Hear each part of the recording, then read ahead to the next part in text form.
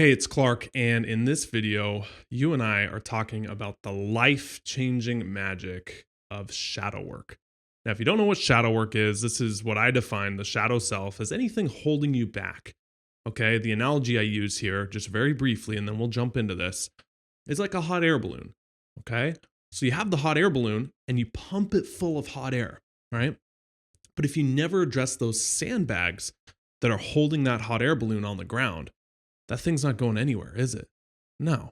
So that's a metaphor for you, psychology, self development, manifestation, law of attraction, whatever.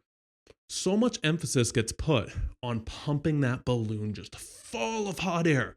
Do the meditations, do the affirmations, do the visualization, try this tactic, write it down 55 times a day. And no one ever addresses those sandbags that are half the battle right there. I'd even argue working with hundreds of people closely one-on-one now, right? Those weigh and affect you more than that hot air balloon stuff. Because if you don't have these, naturally you start to raise up, you start to raise your vibration. If you want to use that example, you start to feel better, you start to feel freer.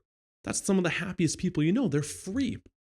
And so in this video, I'm doing this, not necessarily the technique of how to do shadow work, which I'll link down below. We have a few videos. This topic deserves its own video, and you need to watch this video in its entirety, or don't. I don't really care, but it's here for you to really go deep on this, because here's why. And this is what I wanted to share with you first off. The law of attraction space, the manifestation camp, you've heard me go on these rants, and I won't shut up about this. They do a terrible job, right, of emphasizing the sandbag stuff. They literally say, don't even focus on the sandbags because you'll get more of them, right? Don't focus on lack. Don't focus on what's wrong, right? Just fill it full of hot air, right? And you're like, I'm getting dragged down. I'm drowning here. Ignore it. Brainwash yourself, right? And so this is where letting go, dropping, releasing, allowing has power, has a lightness, has a freedom. And if you never do this, you only inflate that hot air balloon, you're never going to take off. Story time. You ready? I was just reading Michael Singer's, one of my all-time favorite books here, The Untethered Soul. And I won't shut up about this book either. But in here, he beautifully describes this. He says that imagine there's a woman and she gets hit by a giant rose bush. Okay? Fairy tale world. Giant thorn, the size of my thumb right here, just sticking in her left arm. And instead of going there and pulling that out every time she touches it, sharp pain. Oh my God, like I can't take this thing out. Like it's so much pain here, right? So what does she do? Instead of that brief moment of taking it out, and yeah, it sucks and it hurts and everything, she works around it. So she finds a bed that she can sleep on her right side so she never has to brush up against that painful thorn.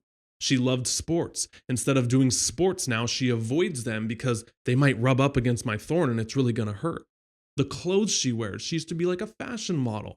Now she only wears sleeveless dresses because she doesn't want the clothes to brush up and get the pain of the thorn. In her mind, she's created a whole life to avoid pain. In her mind, she's doing the right thing because that's painful. Why would I address it? Why would I deal with it? Let me just work around it since it's permanent. But answer this. Has she really created a full life to avoid the pain? Because instead of doing the things she actually loves and knows that her soul is right and is her authentic self, she's just kind of settling for pretty good or just getting by or safety or comfort. And if you haven't picked up by now, that thorn represents this baggage, these sandbags. You could call this trauma, okay? Now, here's the thing. Our thorns, you and I, a lot of times they're not physical. They're emotional. The person that cheated on us and, we had a terrible breakup. We carry that around. That's a thorn. So, get close to a relationship. Never touch that thorn, right? Maybe I'll just avoid them instead. Instead of going after love, which you really want, and a good relationship, which you deserve, you just kind of settle for people who maybe don't hurt you or no relationship at all. The pain of a business. That one failed, or I went bankrupt, or I went into debt, right? And no, I can't start a business. So even though your soul says, yes, you're an entrepreneur, right? You deserve it. You want that. You're not happy working for other people. You just kind of settle for a safe job and pretty good. Nothing wrong with a job, but if your calling is to do something for yourself, then you'll always feel that emotional thorn, so to speak. Here's the thing about trauma. and I'm not a psychologist, I'm not a licensed therapist, the real lasting effect of this trauma, right, of these thorns, so to speak, is not the 10 minutes that it's painful when you get stabbed. You're like, that traumatic thing happened to me. It's the lingering effects of it for months, for years, or I see it even sometimes decades. That's the real effect. Example here. Maybe you grew up in a school, right? And you got called on to do some math problems in front of the class, right? And you just totally messed it up, right? Totally screwed it up. Your teacher came over, she looked at your work, she laughed at it, she wasn't empathetic, she didn't know how to teach, which is being an encourager, right? And so she just kind of like made fun of it or something. That little event right there, that 10 minutes is going to scar you for potentially your whole life. Because now you're going to go into junior high and all of elementary school and high school and college saying what? I'm not good at math. We internalize it. The real effects isn't that 10 minutes you're embarrassed. It's the lingering effects that go on for years and decades. That's a real thing, by the way. That's not just some silly analogy that teachers have. They see it in students. It's called math trauma, okay? As silly as that sounds, but that's why so many people say, I'm not good with numbers, I'm not good with math, because they have that emotional event happen, it's painful, and they construct their whole life to avoid numbers or math, saying, I'm not good at it. This is where the power of really letting go comes in. You got to identify what you want to let go of in the first place, right? And we've talked about that on this channel. But this is really one of the benefits of shadow work is you're able to go back to some of these events and reframe the story so they're not holding you back in the future. Metaphorically speaking here, the shadow work is allowing you the permission, the safety, the place that you need to go back and just remove that thorn so you can play the sports you want, so you can wear the clothes you want, so you can get back to the life where you're not settling anymore, trying to go around it. Now, easier said than done. I know, right? You're like, well, my traumatic stuff's so bad. Right? Or maybe you're in the camp here of people who like, and I see this time and time again with people I work with, they're like, trauma? I don't have trauma. Like I was never without food on a street corner, like in a third world country or anything like that. Like, what do you mean trauma compared to them? And here's a really important point. Don't compete in the trauma Olympics. Okay, this is just my name for it. Understand that your traumatic experiences for you, your ultimate traumatic experience, right? Even if that's not having the best childhood with your parents, right? Or the best relationships or getting the love you needed, that's your most traumatic thing that happened to you, right? So compared to someone who even the worst traumatic stuff, right? Compared to that, that's their most traumatic stuff. Your stuff is still the same level as their traumatic stuff to you, right? To your frame, to your emotions, to your truth. You see how that works? So don't minimize it and don't discredit anything. And trauma is a really heavy word. Past stories, if you want to lighten it up a bit, limiting beliefs, stress, anxieties, all that stuff here kind of falls under the category of what we're talking about. Don't fall into the trap of comparing your trauma or lack thereof, right, with other people's who are so big and almost like feeling bad for even trying to dive deep into this stuff. Like this is the thing I see time and time again with people in the healing process. That's really what this is, right? And working closely as a coach with people, they almost feel guilty for like not whining or complaining, but talking about what's bad, okay? And they think it's a negative thing. They're like, well, I had my parents divorced when I was 5 and my dad never said he loved me. But you know what? I'm really grateful for all this other stuff and I have a good life now and blah, blah, blah. And they just really brush over it. What's the solution here? Now, how much time do we got? You got 3 hours to dive deep into this, right? I'll link up some of our videos down below where we talk more about like solutions and practical stuff. There's really 2 things that come to mind. The first is that I was reading this book right here. It was recommended to me. I'm not through it yet, so I don't have a final verdict, but it's called Personality Isn't Permanent.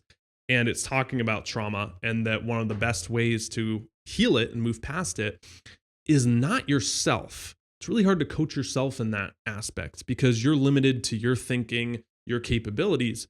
It's to get what they call, and psychology calls, an empathetic witness. Now go back to that math thing we were talking about earlier, right? The reason that kid or you or another person has carried around, I'm not good with math for 10, 20 years, had you caught it right at the start of like, okay, she grades your assignment and then whatever, you're at lunch, and you had a teacher come up and apologize to you and say, you know what, I'm sorry. I didn't mean it to come across that way. You are good at math. Let's just meet after class and we'll go over that. That's like an empathetic response. And so that would have healed it right then and there. Or if you had a friend to vent to at the time and really be like, dude, she's crazy. Move on. She doesn't know what she's talking about, right? Screw her, right? That's why it feels so good to vent. You handle it right then and there. But if you never have that empathetic witness, a second set of eyes on the thing or ears to really like catch yourself storing all this stuff, you just suppress it or repress it and you just push it down, right? Screw that teacher. Maybe she's right. I am not good at math. I'm the one to blame here. And you internalize it. So getting an empathetic witness to go back through a second set of ears, so important here. You know, speaking as a dude here with 29 experience in this male body, men are terrible at this, okay? Even when we're out with friends, like I saw a meme and it says, dudes will literally be like, how are you? I'm good, bro. While taking 800 milligrams of caffeine, blasting hard style and max deadlifting in the gym. So this is why it's important to get people. And whether this is coaching, whether this is a counselor, whether this is therapy, the goal here is to switch the meaning and go back to it. And that's a huge benefit of shadow work and letting go. Second, more instant option, if you don't want to do that yet, you're not ready for it, the journal right here. This is the lifesaver. There's multiple types of shadow work you can do in here. Ultimately, you're getting to the root and you're changing the meaning making, and it's a fun process, right? Meditation's also great, but I view meditation as more of like a passive process, right? Where you're sitting, you're observing your thoughts. Huge benefits right there in all this stuff that we're talking about. This is more of like the active form, okay? Where you're physically writing it down and it has similar benefits, okay? The journal, huge game changer. And if you want to know more on that, I'll link a few videos down below. One on fear setting that's really good. And then our 3-2-1 shadow work video that you can try out. That's really good as well. We'll end with this. Alcoholics Anonymous, heard a quote by them. They said, you're only as sick as your secrets. That's so much guilt and shame. If you know that vibrational chart that we've talked about a lot, where are the guilt and the shame? They come with secrets. They come in the stuff that you're only keeping to yourself. Once you allow that, you free it, right? You share it with other people and you heal from it, you grow from it. Guess what immediately happens? That's the letting go stuff. Guilt and the shame, they fall. Just like those sandbags, they fall and you raise up. You start to raise yourself up and your life gets a lot better. So wanted to make this video. Don't give in to the whole like, only think positive, never look at the negative, like attracts like. So if you're focusing on the shadow work stuff and what, you're going to go to therapy, what, you're going to heal, you're going to do shadow work. That is a very immature, narrow understanding of how psychology, neurochemistry, emotions actually work. Allow yourself the space to let go, to heal, to remove those thorns, and your vibe is going to raise way higher than the people just stuck in the loop of thinking. Sometimes the solution is to not think, it's to feel. You can't outthink bad emotions. You got to feel through them. Got to release them. You got to let go a bit. And when you do that, your life will start to be pretty freaking cool.